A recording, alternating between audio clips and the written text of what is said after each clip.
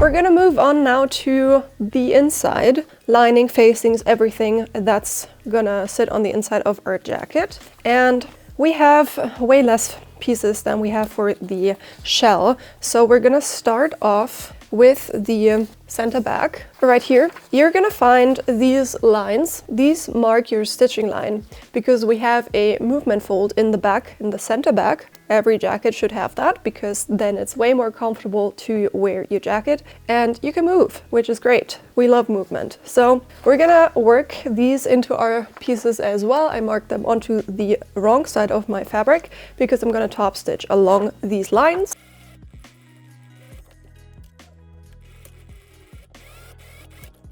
With that done, we can first of all just iron everything flat because I didn't do that beforehand. And now we can open this up. Still smells like hairspray in here. I actually used hairspray that I don't quite like the smell of, which is dumb. Anyways, open this up and then you will be able to just iron the center back along that stitched line in place, and then you have your movement fold fixed in place here, which is great. So that's that. We can now put our facings onto the top and then also the bottom of our back piece. So let's match up the center back. The seam right here is the center back, not the fold line actually. So you want to match up the center back notch with the stitching line. And then we're also gonna put our hem facing on. This should be the easier of the two seams because it's not that curved. Okay, and now let's sew both hem facings and back neck facing on.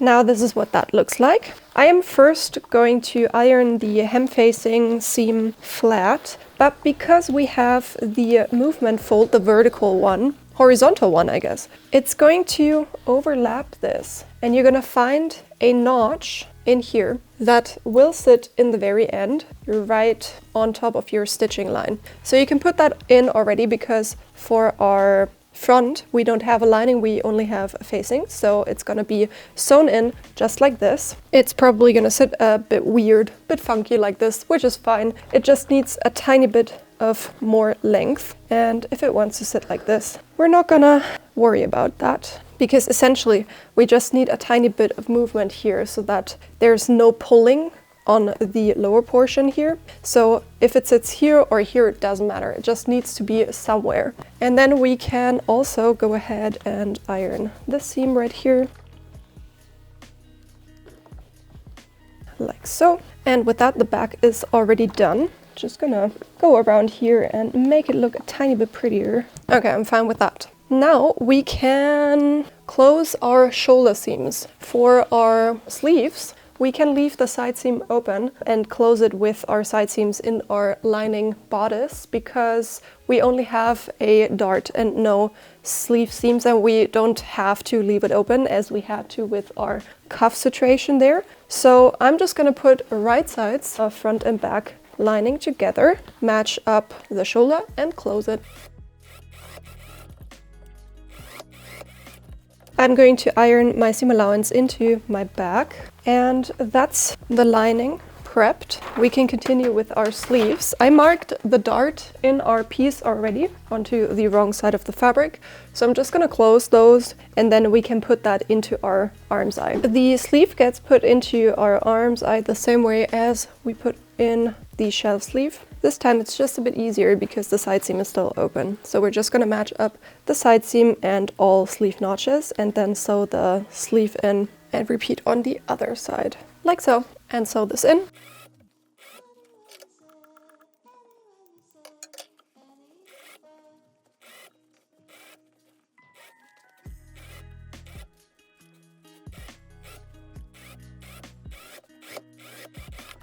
We're gonna iron all of our seam allowances into the sleeve as well. This does not need to be as precise as it's on the inside, but still make it nice. Okay, and now with the sleeve ironed, we can close the side seam. And you will see that you need to put your movement fold in already because we don't have that in our front piece. we just have the facing. So all of this fits together.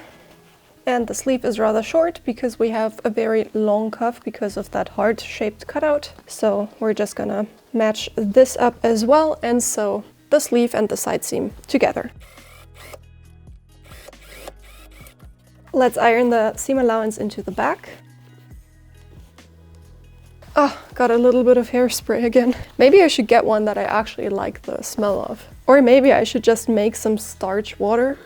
Okay, that's done. If you're wondering, this is what the side seam looks like, with that small little fold inside of it, which continues on over to this side. Maybe I'm going to change the pattern so that the facing stops here where the fold wants to lay, because essentially this portion right here does not need to be lining fabric, but then also it doesn't really matter.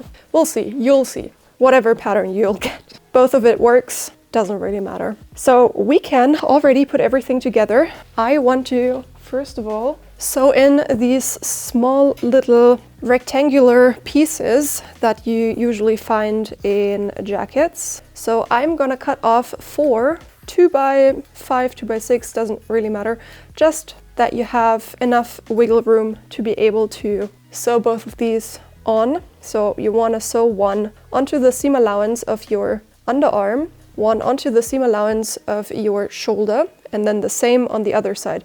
These pieces will be used to fuse lining and shell together while still remaining that little bit of wiggle room that you need. If you sew them together like lining onto shell, it's gonna pull and tuck, it's not gonna look nice. So we're gonna use these tabs to fuse them, and you need those because otherwise if you take off the jacket, the whole sleeve is gonna come out and your whole lining. You just need a little bit of something that holds it here in place.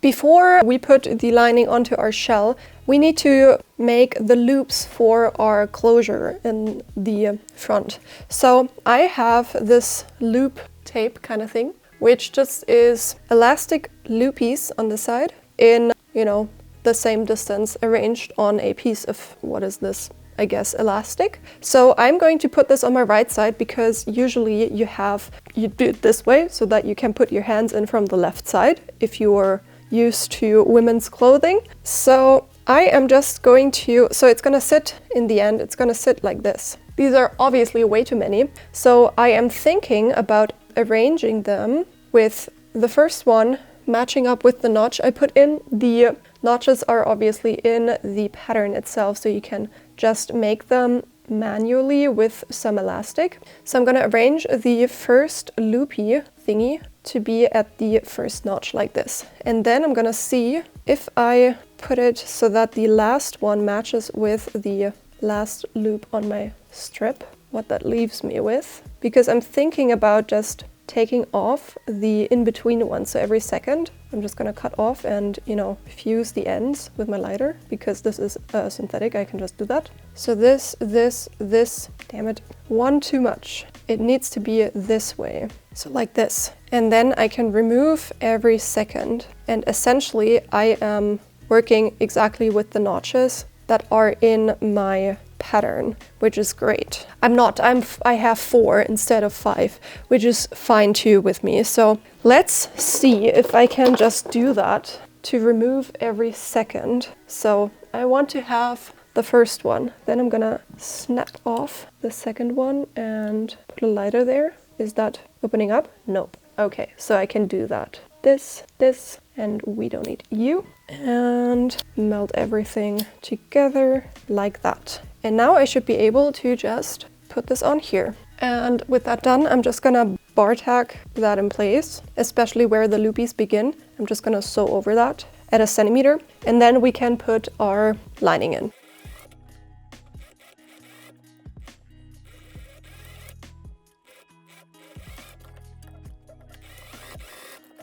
So the great part about this pattern is that we have a standing collar, which means that we can turn everything right sides out through the collar, because we're gonna do that at the very, very end. No need for any hand sewing, no need for leaving any weird opening in the sleeve or anything like that. We can just put right sides of our sleeve not the sleeve, of our shell and lining together. Start at the center front. So we're just gonna sew down here. Continue on over the full back, match up the side seam, match up the center back, and then go up all the way the center front until we reach this point right here. I'm just thinking if you can sew off the edge. I think you can. Yes, I think you can, because we're gonna work with the collar up here already finished. Okay, so you can sew off the edge, no need for the stitching line, stuff like that. And then we can fix the sleeves in place.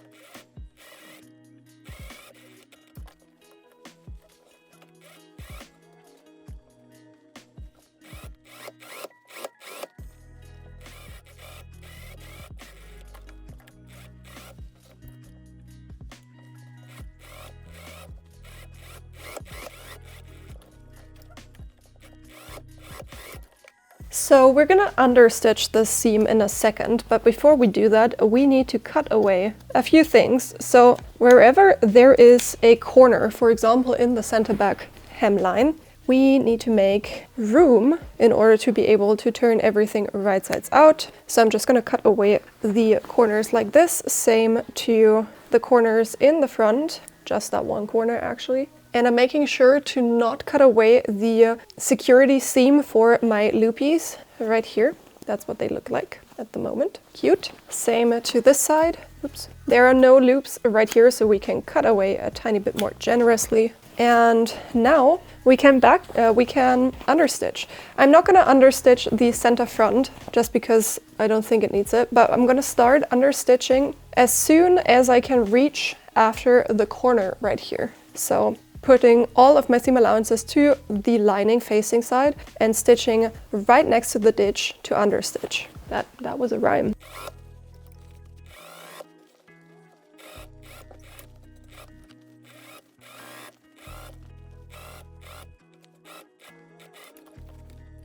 And with that done, we can turn this whole piece right sides out and see how everything looks. Obviously here in the center back, I also wasn't able to stitch all the way to that corner because it's a corner and you just have to back tack and start again a tiny bit further to the other side once you can reach it again, essentially. And we can already put our sleeves, our lining sleeves, inside of our shell sleeves and start ironing. So let's start in the center front, making sure that the ditch of the seam is only visible on the facing side, as always. If your corner doesn't look nice, you can always use an edge former to try and get it out a tiny bit better. I'm using very thick fabric, so it's not a surprise that it wouldn't come out perfectly for me. And I have plans to add this fun little detail that I added here also to the hem and the center front of my piece. I think that'll look really, really nice.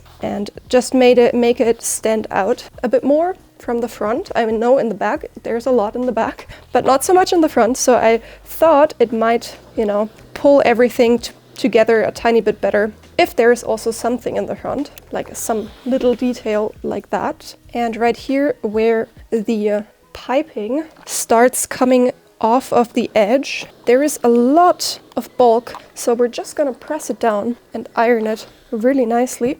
And then the piping will also turn its direction where it's facing, which, it faces inwards and then it faces outwards. That's fine.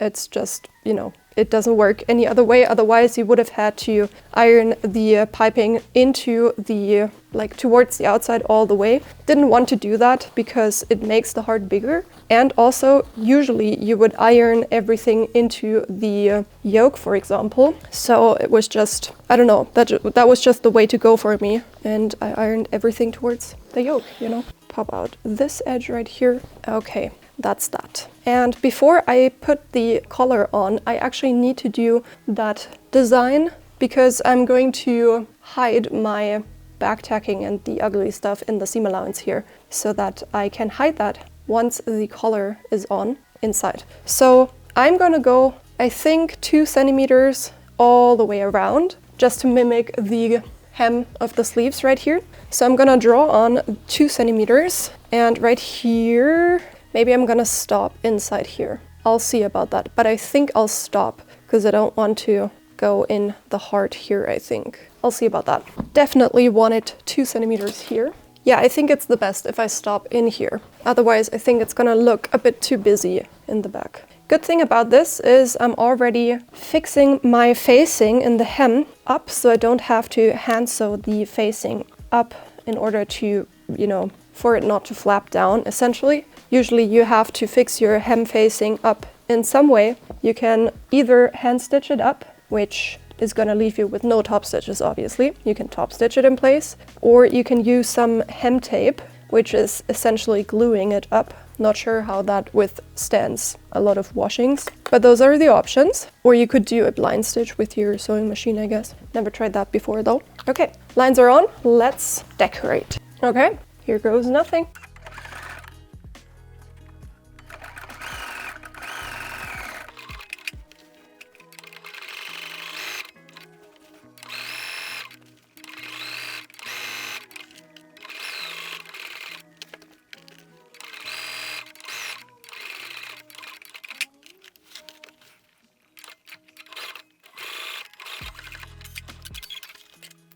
And that is what it looks like as of right now. I kind of wish the loops were black, but I didn't have anything in black because I usually don't do black. I don't know. I don't really have a lot of stuff that is not colored, you know? I don't have black stuff. It was very by chance that I had some black thread. That was very old thread from when I first got the knitting machine. So many years ago, and I was able to use this, thank God. I think it looks so nice. The stopping point right here was also a good call. I think it would have looked weird had I continued down into the heart, so that's nice. With all of this done now, we can fix the little straps that we put in onto our lining. So it's right next to it. Right here is my lining seam. Since I did the seam of my side seam last, I don't have this way of a seam allowance I can put it on,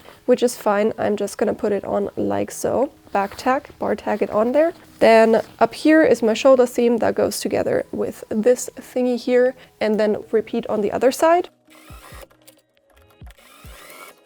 Okay, I went ahead and put my sleeves into my sleeves. My lining sleeve into my shell sleeve. And now, as you're probably done it before, you're just gonna go in between the two layers. This time it's just from the neckline, not from the hemline, into the sleeve. And you're gonna grab, in my case, or in this case, we're gonna grab the side seam of our lining and our facing and turn it wrong sides out, right sides facing this way. And once that's done, we can just match up the side seam with the notch in the facing, the dart with the seam, and then we can sew our lining hem onto our facing like that. And we're going to repeat the same on the other side.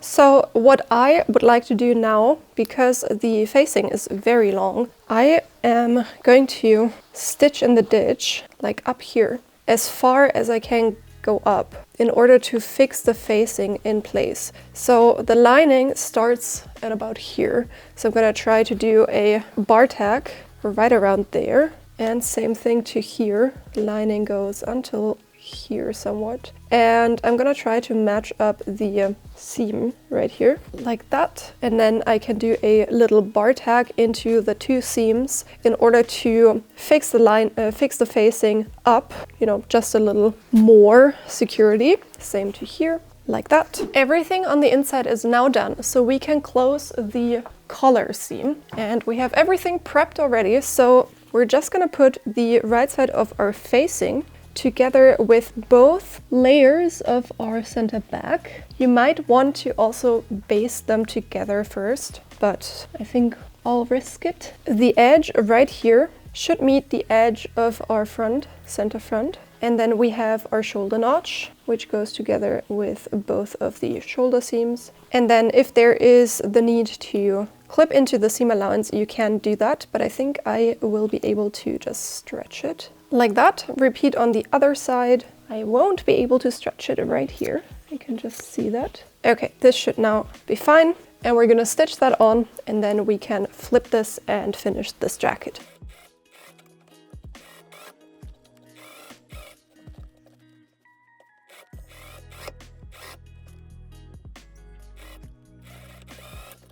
And before we flip this on top of it, I want to debulk this area a tiny bit. So I'm cutting towards the center front here. It's just easier to fold this on top without having any weird bunched up fold lines, seam allowances, anything like that. This just makes it look very neat and tidy. So I'll pop a pin in right here so this stays put. And then I'll work my way around, starting with the shoulder notch here, which is supposed to go right on top of the shoulder seam. And I'll make sure to just cover the stitching line that I just sewed with my collar. Then right here, I'll match up my center back like that. And now I can stitch. I'll probably do 3 millimeters. I'm not gonna do like super close because this is a rather thick fabric. It'll look weird if I do it like right there. But I'm also thinking about doing at 5 millimeters the black line again.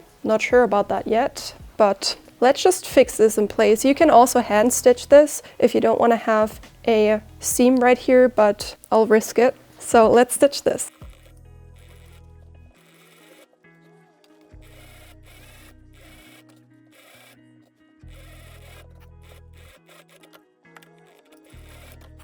I decided to do the little trim on the collar as well, and I think it looks so nice. I love it. And now the only thing left for me is to add the buttons. I marked the button placements already on that other side. I actually snipped away the last loop right here because it was at the very edge. I'm gonna change it for your guys' pattern that it is like a centimeter higher than that edge because it just looks weird. And for the buttons, I thought these little pearly ones would look really nice. I have 3 in black. So I'm gonna sew them on by hand on their respective spots. And then the jacket is completely done.